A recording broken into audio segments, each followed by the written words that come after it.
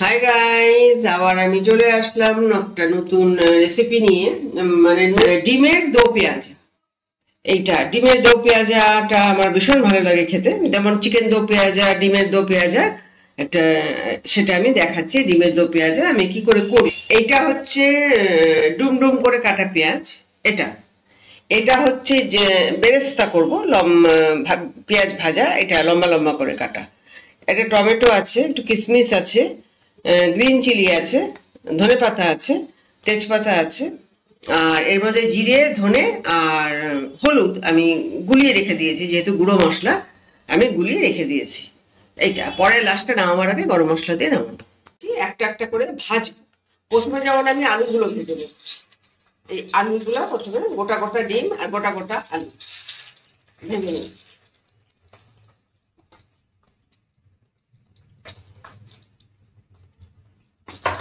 একটু লাল লাল করে ভেজে নেবো। এবারে আমি কি করব, যে ডিমগুলো আছে ডিমগুলো একটু ভেজে নেব। বেশি কড়া করবো না, অল্প অল্প করে ভেজে নেব।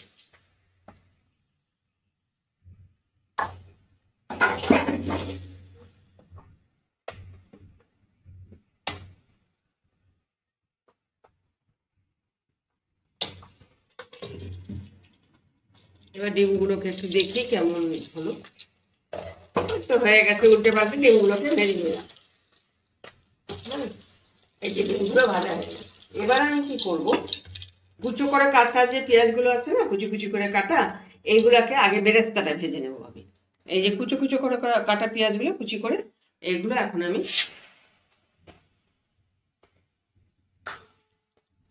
ভেজে নেব।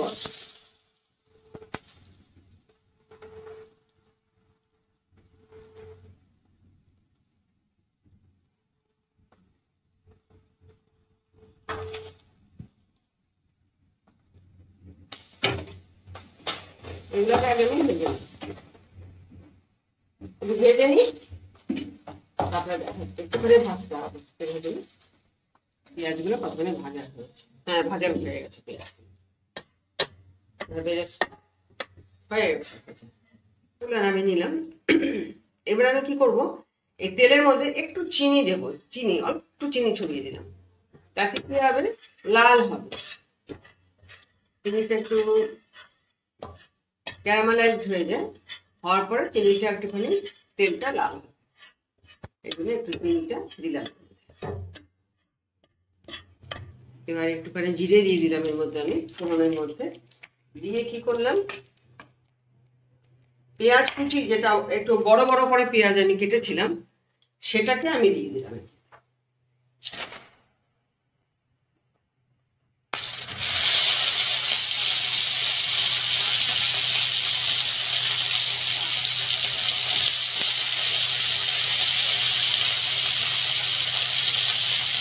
একটু বড় বড় করে পেঁয়াজ যেগুলো কেটেছিলাম সেগুলো দিয়ে দিলাম। এটাকে কি করলাম, একটু ঢাকা দিয়ে রাখলাম। একটু পরে আমি এটাকে আবার দেখবো যে কি কতখানি হয়েছে। তারপর এবারে আমি এটাকে উঠিয়ে দেখি যে কত ভাজলাম পেঁয়াজটা। হ্যাঁ, পেঁয়াজ একদম সুন্দর করে ভাজা হয়ে গেছে। এবার কি করবো, তেজপাতা তেজপাতা দুটো আমি এর মধ্যে একটু ছিঁড়ে দিয়ে দিলাম। দুটো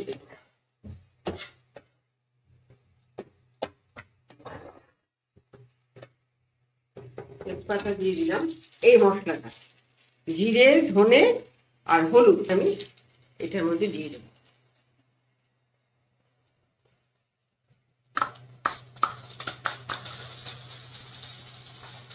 দিয়ে দিলাম।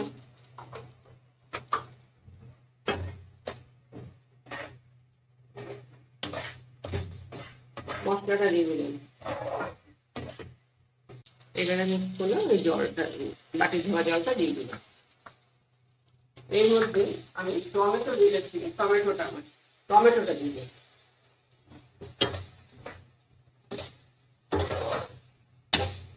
যেহেতু এতক্ষণে লবণ দিইনি আমি, তো আমি এখন একটু লবণ ছিটাবো।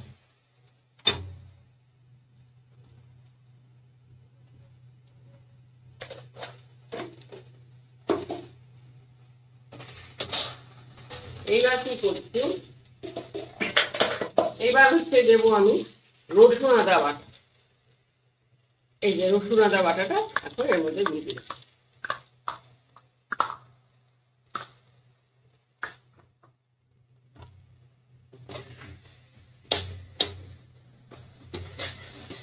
খুব সুন্দর একটা গন্ধ বেরোয় এর থেকে।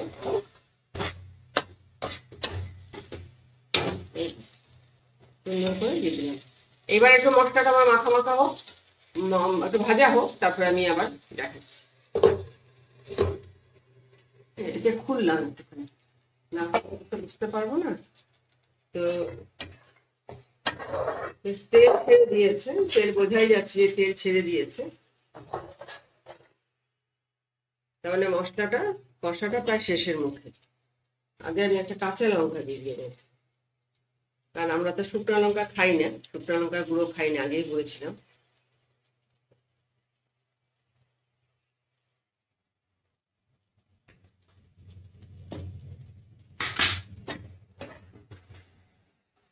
এইবার আমি কি করবো, এইবার আমি করবো হচ্ছে এই যে আলুগুলো আছে একটু কষিয়ে নিয়ে এখন আলুগুলোকে এই মশলাটার সাথে একটু ভালো করে কষিয়ে নিই। কষিয়ে নিয়ে তারপরে আমি দেখাচ্ছি আবার কি করি। একটু কষে যায়, কষিয়ে নিই, তাহলে ঢাকনাটা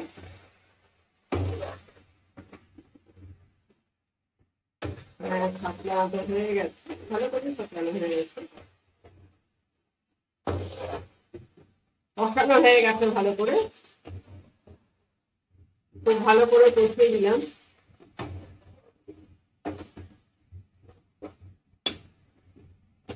এবার আমি কি করবো, আর লাগবে না, এবার আমি জলটা দিয়ে দেবো। কষানো হয়ে গেছে, একদম কষানো হয়ে গেছে ভালো করে। এবার আমি জলটা দিয়ে দেবো।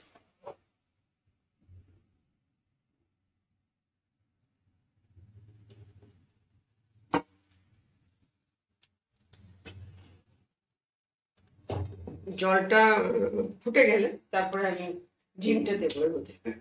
জলটা একটু ফুটে যায়, তারপরে আমি এর মধ্যে ডিমটা দিয়ে দেবো। এবার আমি ঢাকনাটা খুলে দেখছি কি হয়েছে।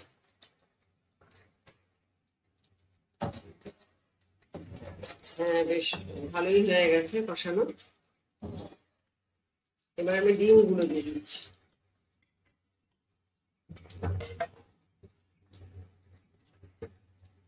আমি ডিমগুলো দিয়ে দিলাম। ডিম দেওয়ার পরে আমি কি করছি, এই যে কিশমিশ গুলো যে ভিজিয়েছিলাম, কিশমিশ গুলোকে এর মধ্যে দিয়ে দিলাম। কিশমিশ।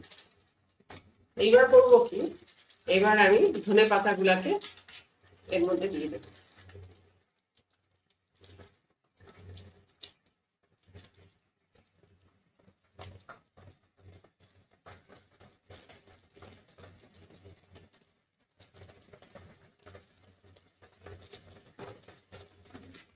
ধনে পাতা দিয়ে দিলাম, দিলামের মধ্যে দেখে নিয়ে এবার লাস্ট কি হয়েছে।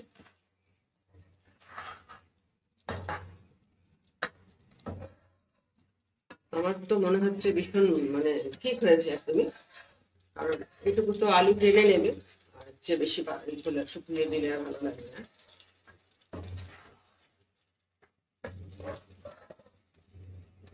এবারে আমি কি করব, এই যে পেঁয়াজটা ভেজেছিলাম আমি আগে, সেই পেঁয়াজ বেরেস্তাগুলো আমি এর উপর দিয়ে ছড়িয়ে দেবো। যেগুলো বেরেস্তা আছে ওগুলো উপর দিয়ে ছড়িয়ে দিলাম। এই আমার হলো ডিমের দো পেঁয়াজা রান্না শেষ করে দিলাম। আর কার কেমন লাগে খেয়ে সেটা আমাকে জানিও, জানালে আমি খুব খুশি হই। আর আমার জন্য একটা লাইক রেখো, একটা লাইকটা আমাকে আরো উদ্বুদ্ধ করবে আরেক রকম রান্না শেখাবার জন্য। আর একটা লাইক কমেন্ট শেয়ার করে দিও। আর নতুন বন্ধু যারা আছে, যারা আমার নতুন বন্ধু হচ্ছে, তারা একটা করে সাবস্ক্রাইব করে দিও। তাহলে এবার আমি আসি, আমার খেয়ে দেখো কেমন হয়েছে সেটা বলো। এবার তাহলে আমি আসলাম। সবাইকে নমস্কার।